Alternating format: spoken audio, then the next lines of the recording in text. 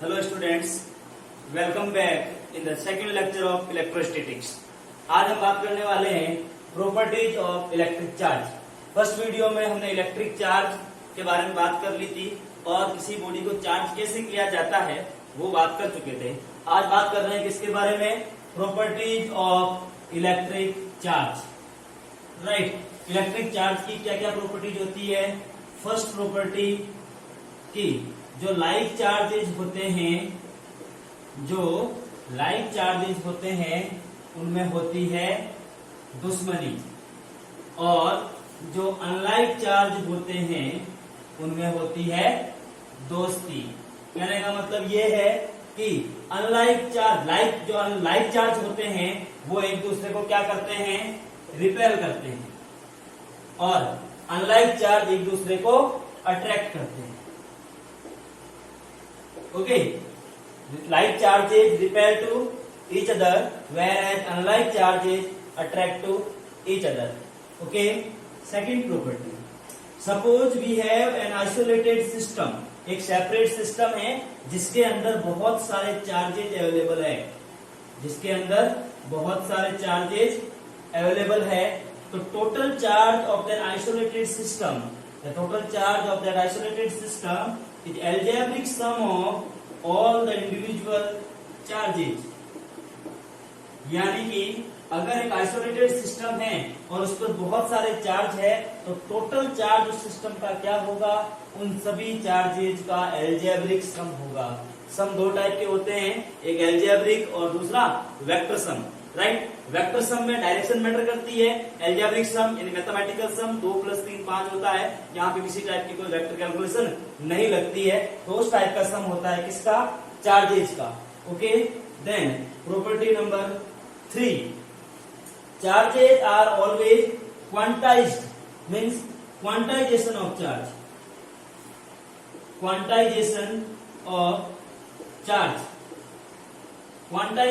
Charge से क्या मतलब है कि चार्ज जब भी एक बॉडी से दूसरी बॉडी पर ट्रांसफर होता है तो हमेशा एक बंडल, एक पैकेट, एक ग्रुप के फॉर्मेट में ट्रांसफर होता है। ओके, जब भी चार्ज एक बॉडी से दूसरी बॉडी पर ट्रांसफर हो रहा होगा तो एक बंडल होगा, एक ग्रुप होगा, यानी बहुत सारे चार्जेस एक साथ ट्रांसफर होंगे। ओके, तो बहुत सारे चार्जेज या बहुत सारे इलेक्ट्रॉन एक साथ ट्रांसफर होंगे। उस बंडल को, उस पैकेट को, उस ग्रुप को क्वांटा कहते हैं। ओके, और ये क्वांटाइजेशन थ्योरम क्या बोलती है कि जब चार्ज एक बॉडी से दूसरी बॉडी पर शिफ्ट होता है तो जो चार्ज होता है वो इलेक्ट्रॉन के एक चार्ज का n टाइम्स होता है, मतलब इंटीजर मल्टीपल होता है। Total charge that is transferred from one body to another body is integer multiple of charge of an electron। एक इलेक्ट्रॉन का चार्ज कितना होता है? E होता है। E क्या है यहाँ पे? चार्ज ऑफ एन इलेक्ट्रॉन, और इसकी वैल्यू होती है 1.6 × 10⁻⁹ कूलम। ओके, E की वैल्यू होती है 1.6 × 10⁻⁻19 कूलम। ये एक इलेक्ट्रॉन का चार्ज होता है, और इलेक्ट्रॉन हमेशा नेगेटिव चार्ज होता है। तो जब आप इलेक्ट्रॉन का चार्ज कह रहे हो तो ये हो जाएगा -1.6 × 10⁻⁻19। ओके, और अगर प्रोटॉन के चार्ज की बात कर रहे हो तो ये हो जाएगा +1.6 × 10⁻⁻19 कूलम। राइट, अब देखो, सपोज कि एक इलेक्ट्रॉन का ट्रांसफर एक बॉडी से दूसरी बॉडी पर हुआ है, ओनली सिंगल इलेक्ट्रॉन का, तो कितना चार्ज ट्रांसफर हुआ है? तब ओनली 1.6 × 10⁻⁻19 कूलम चार्ज ट्रांसफर हुआ है। अगर 2 इलेक्ट्रॉन ट्रांसफर हुए हैं तो n की वैल्यू होगी 2, मीन्स यहाँ n क्या है? n है नंबर ऑफ इलेक्ट्रॉन्स। n क्या है? Number of electrons. तो 2 इलेक्ट्रॉन ट्रांसफर हो जाएंगे तो ये 2e हो जाएगा, means 2 times of 1.6 × 10⁻⁻19 coulomb. 3 electron shift होंगे तो 3e, मीन्स 3 × 1.6 × 10⁻⁻19 कूलम। 4 होगा तो 4 से मल्टीप्लाई करेंगे, 100 होगा तो 100 से मल्टीप्लाई करेंगे, 1 लाख होगा तो 1 लाख से मल्टीप्लाई करेंगे। यानी कि एक इलेक्ट्रॉन जब शिफ्ट होता है तो 1.6 इंटू 10⁻⁻19 कूलम का चार्ज लेके जाता है। 10 इलेक्ट्रॉन शिफ्ट होता है तो 10 E हो जाता है। इतनी सी बात है। तो क्या बोलता है quantization theorem? According to quantization theorem, the charge transferred from one body to another body is always an integer multiple. This n is the number of electrons, that is integer number, means you can say 1, 2, 3, 4 and so on, right? So charge always transferred from one body to the another body as an integer multiple of charge of single electron. ये है quantization theorem, right? तो 3 properties हमने यहाँ बात करी है। First ये कि like charges repel to each other whereas unlike charges attract to each other. The second thing, if an isolated system is there, then algebraic sum of all the individual charges is total charge of the system. And the third one is quantization of charge. इसके according charge हमेशा एक bundle, एक packet, एक group के format में transfer होता है, और किसी बॉडी से जब चार्ज ट्रांसफर होते हैं तो वो हमेशा एक इलेक्ट्रॉन के चार्ज का इंटीजर मल्टीपल होता है। ओके, आई होप आपको तीनों प्रॉपर्टी समझ में आई होगी।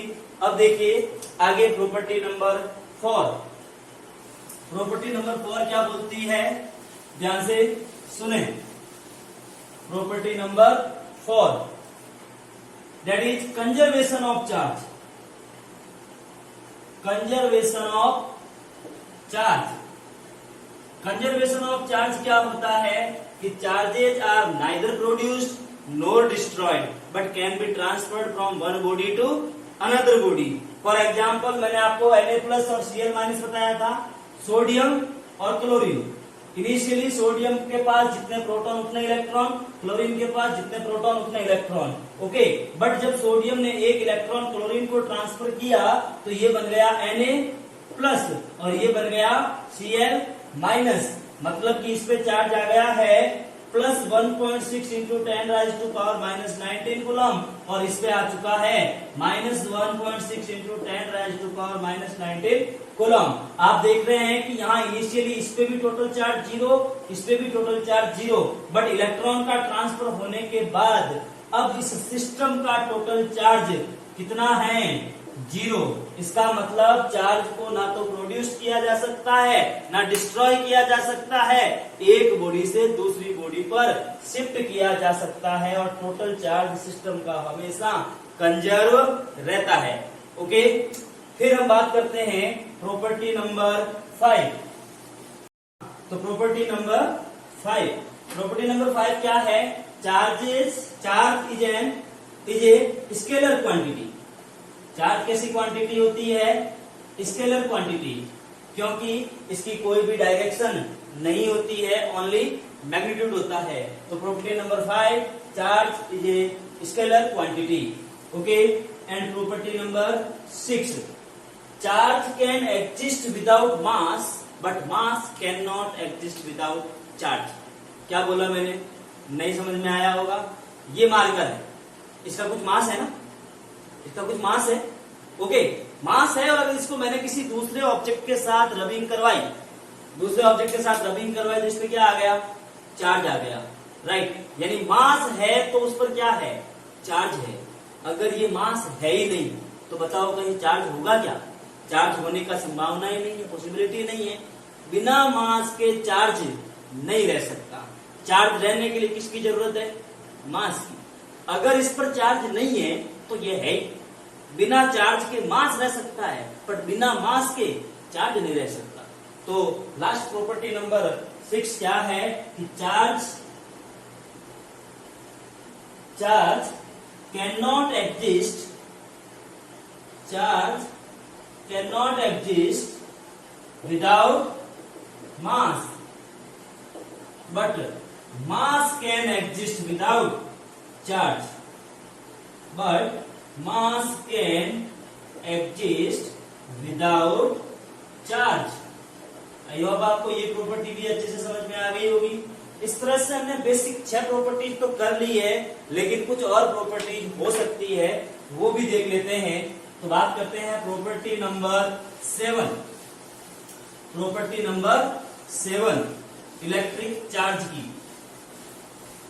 जब भी इलेक्ट्रिक चार्ज को हम इलेक्ट्रिक फील्ड में रखेंगे तो उस पर फोर्स लगेगा, राइट। इलेक्ट्रिक चार्ज को इलेक्ट्रिक फील्ड में रखेंगे तो उस पर फोर्स लगेगा। और उससे भी पहले एक चीज और देख लेते हैं प्रॉपर्टी नंबर 7 में कि जब इलेक्ट्रॉन का ट्रांसफर होता है, जब इलेक्ट्रॉन का ट्रांसफर होता है तो मास का ट्रांसफर भी होता है। जब इलेक्ट्रॉन का ट्रांसफर होता है तो मास का ट्रांसफर भी होता है। आप जानते हैं कि मास ऑफ इलेक्ट्रॉन कितना होता है? मास ऑफ इलेक्ट्रॉन me की वैल्यू होती है 9.1 into 10⁻⁻31 kg।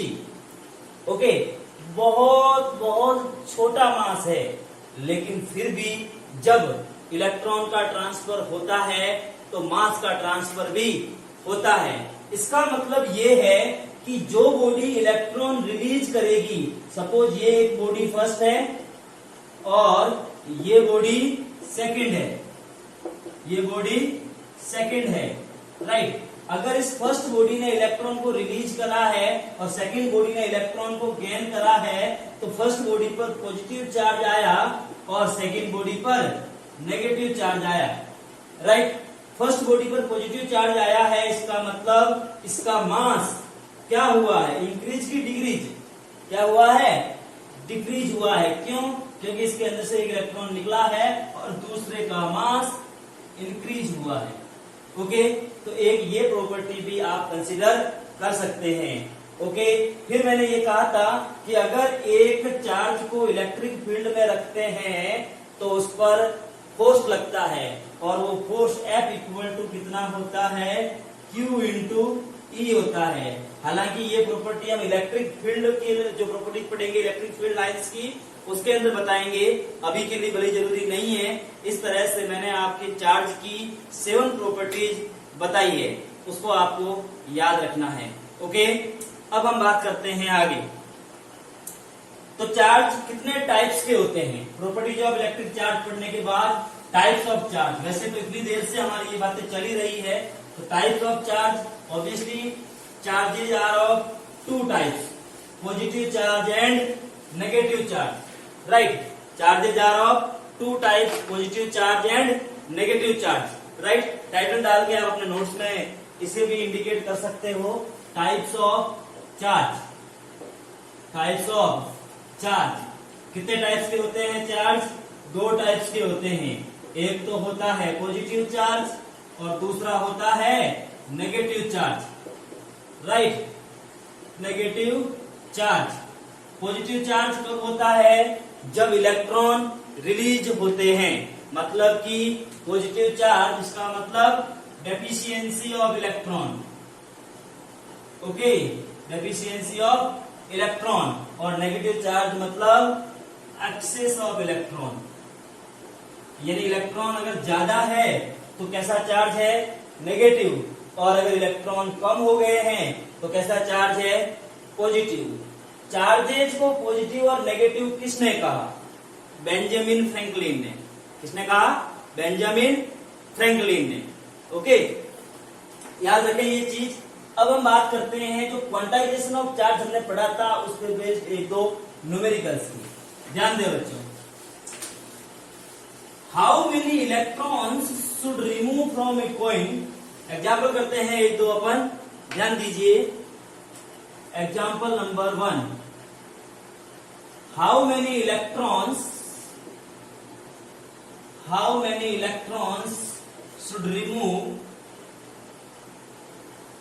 should remove from a coin to gain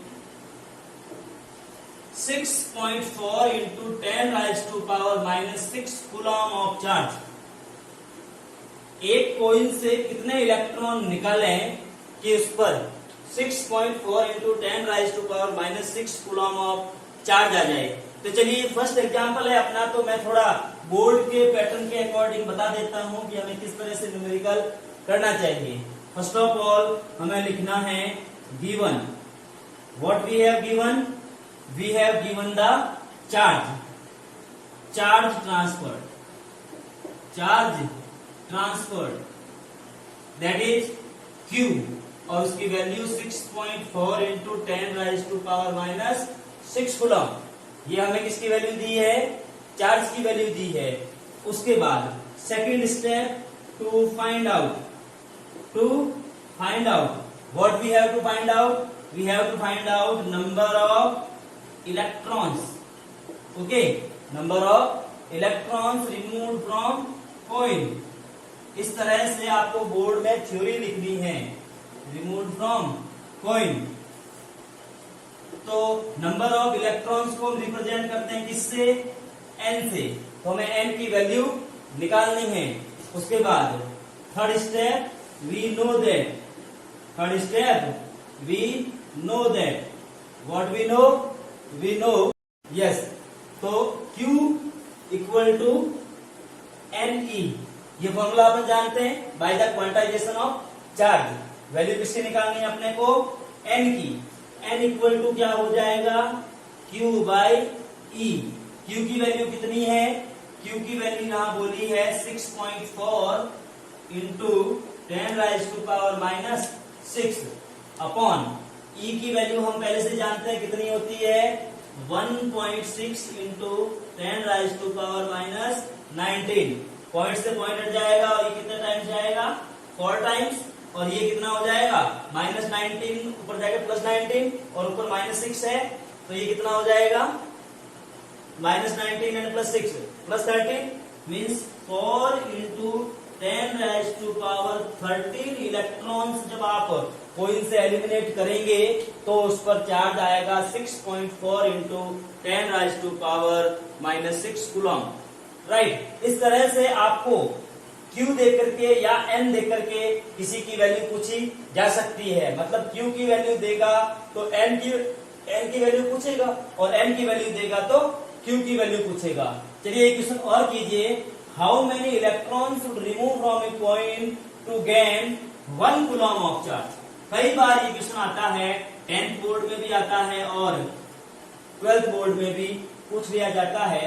क्या पूछा है कि ये कॉइन से कितने इलेक्ट्रॉन रिमूव करें कि उस पर 1 कूलम का चार्ज आए, बताएं जरा। स्क्रीन पोज करके आप खुद सॉल्व करने की कोशिश कर सकते हैं और कैलकुलेट कर सकते हैं कि कितने इलेक्ट्रॉन निकालें कि 1 कूलम चार्ज आए। तो फर्स्ट ऑफ ऑल हमें किसकी वैल्यू दी है, Q की 1 कूलम, और वही बात पूछी है क्या, N। तो फॉर्मूला अपन जानते हैं Q equal to NE and then N equal to Q by E। Q की वैल्यू कितनी है 1, E की वैल्यू कितनी होती है 1.6 into 10 raise to power minus 19 coulomb. जब हम इसमें डिवाइड करेंगे तो देखो डिवाइड तो आपको करना आता होगा, ये पॉइंट रिमूव करके इसको 10 किया जा सकता है, राइट। अब ये जो माइनस 19 है इसको ऊपर ट्रांसफर करेंगे तो प्लस 19 हो जाएगा, means 10 into 10 raise to power plus 19 upon 16। Still we can not divide the 16 to 10, तो और क्या करें, एक जीरो इससे लेंगे 100 हो जाएगा, मतलब 100 इंटू 10 राइज टू पावर 18। एक जीरो इससे लिया तो ये 100 हो गया और ये हो गया 10 राइज टू पावर 18 और डिवाइड करा किसका 16 का, राइट। 16 की टेबल तो आती है ना, 6 जा 96, 16 6 जा 96, 100 में डिवाइड कर रहे हैं तो रिमाइंडर कितना रहा 4 में डिवाइड होगा नहीं तो अपन लगा देते हैं पॉइंट लगाते ही 4 का हो गया 40 में 16 का गया कितना टाइम्स डिवाइड 2 टाइम्स, 16 2 जा 32, ओके, मीन्स 2 टाइम्स डिवाइड हुआ है तो रिमाइंडर कितना बचा 8 पे 0 लग जाएगा क्योंकि हमने पॉइंट ऑलरेडी लगा रखा है 80, 16 5 जा 80 into 10 raise to power 18 electrons. जब एक कॉइन से 6.25 इंटू 10 राइज टू पावर 18 इतने सारे इलेक्ट्रॉन निकालोगे तब जाकर के उस कॉइन पे कितना चार्ज आएगा 1 कूलम चार्ज आएगा। ओके, आई होप आपको यहाँ तक सारी बातें समझ में आई है अच्छे से, राइट। क्या इस टाइप के और भी न्यूमेरिकल्स आप कर सकते हो, है ना। तो अपन एक काम करेंगे, यहाँ तक के हमने डिस्कस कर लिए, हमने इलेक्ट्रिक चार्ज टॉपिक को अच्छे से पूरा कर लिया है। अब नेक्स्ट क्लास में यहाँ तक के एनसीईआरटी के एग्जाम्पल्स का एक वीडियो इसके साथ साथ अपलोड होगा।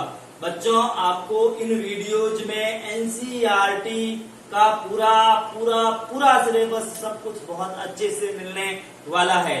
आप देख रहे होंगे कि मैं थ्योरी को पॉइंट बाय पॉइंट बता रहा हूँ, छोटे छोटे फॉर्मूलाज आपको बता रहा हूँ, उन पे बेस्ड न्यूमेरिकल्स बता रहा हूँ, और एक सेपरेट वीडियो अगला जो बनेगा वो होगा एनसीईआरटी के एग्जाम्पल्स पे बेस्ड, यानी कि एग्जाम्पल नंबर 1, 2, 3, 4 जितने भी यहाँ तक हमने जो पढ़ा है उस पे बेस्ड एग्जाम्पल्स, ओके। और एग्जाम्पल्स के साथ साथ हो सकता है एक्सरसाइज के क्वेश्चंस जो इस पर बेस्ड हो, और फिर उससे अगला टॉपिक होगा Coulomb force means Coulomb law, जो कि दो चार्जेज के बीच में लगने वाला फोर्स होता है, और उस पे भी बेस्ड एग्जाम्पल्स और न्यूमेरिकल्स होंगे, राइट। तो आपने ये नोट किया होगा कि हमारे वीडियो का फर्स्ट लेवल है एनसीईआरटी थ्योरी और एनसीईआरटी के लिए एग्जाम्पल्स और उसके क्वेश्चंस, ओके। उसके बाद नेक्स्ट स्टेप होगा नीट लेवल के क्वेश्चंस और एग्जाम्पल्स, और उसके बाद अगला स्टेप होगा आईआईटी मेंस लेवल के क्वेश्चंस, और उससे अगला स्टेप होगा आईआईटी एडवांस लेवल के क्वेश्चंस। हमने ऑल ओवर इंडिया, मेरे जो स्टाफ मेंबर्स हैं वो अलग अलग जगह है, कोई जोधपुर है, कोई अहमदाबाद है, कोई लखनऊ, कोई आगरा, कोई हरियाणा, इस तरह से हम डिफरेंट जगह से कलेक्ट होकर के आपके लिए कंप्लीट एजुकेशन सिस्टम एक जगह लाने की कोशिश में लगे हुए हैं। तो हमारे साथ जुड़े रहो, बताते रहो कि हमारे ये वीडियो आपको कैसे लग रहे हैं, और लगातार इसको देखते रहो, राइट। जय हिंद, टेक केयर।